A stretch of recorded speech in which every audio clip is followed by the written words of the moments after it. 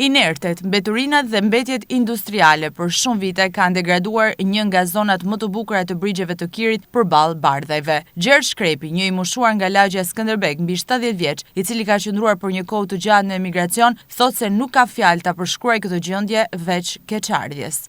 Unë e kujtoj këtë zonë tepër të pastërt e tepër të mirë. Vjen keq se e kanë degeneruar krejt me këtë punë. Është tepër me të ardhë keq kjo punë. Me tanë të metje? Pa.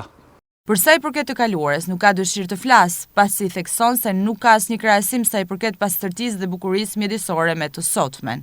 Lënë si ka kanë si është të shti, unë ka në ndryshim të madh fort në fakt. Unë qysh 91-shin kam në jashtë. 91-shin deri para një 6 vjetëve. Të 6 vjet jam këtu, rrije sjellën me biçikletë. Gjithë ka me kujtu ata të përparmet.